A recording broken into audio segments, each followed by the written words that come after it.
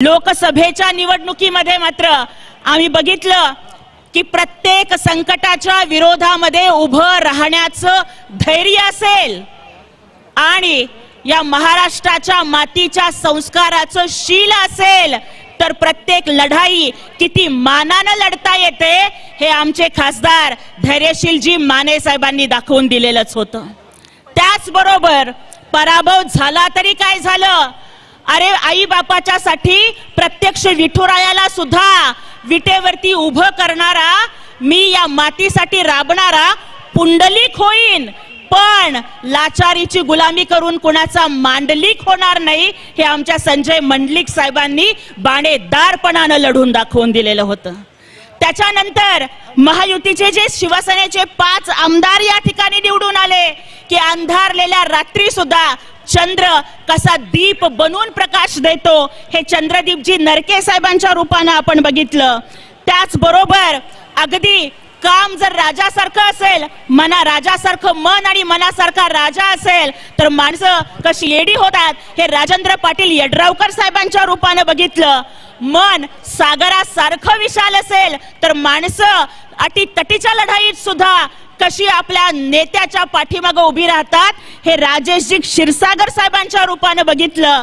आणि एका बिद्री सहकारी साखर कारखान्याच्या कामगाराचा मुलगा ते महाराष्ट्र राज्याचा मंत्री ही गरुड झेप घेणाऱ्या माननीय प्रकाशजी आबिटकर साहेबांच्या रूपाने आम्हाला काय दिसलं की अंधार कितीही माजलेला असला तरी बाळासाहेबांच्या शिवसैनिकांनी प्रकाश करायचं ठरवलं तर कुणीही बीट करू शकणार नाही असं मताधिक्य देऊन आबिटकर साहेबांना तुम्ही निवडून आणलं।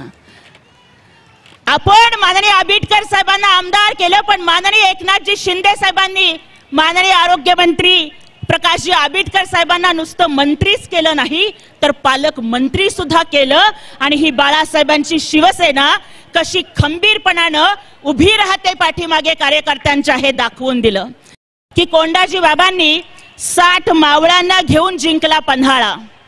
कोंडाजी बाबांनी 60 मावळ्यांना घेऊन जिंकला पन्हाळा। 40 आमदारांना घेऊन हिंदुत्वासाठी उठाव करण्याचा शिंदे साहेबांचा नादच खुळा। हे कोल्हापूर आहे भावा, हे कोल्हापूर आहे बाबा भावा, इथं वाद नाही करायचं। हे कोल्हापूर आहे भावा, इथं वाद नाही करायचा। आणि याद राख, आमच्या ठाण्याच्या दाढीचा कधी नाद नाही करायचा।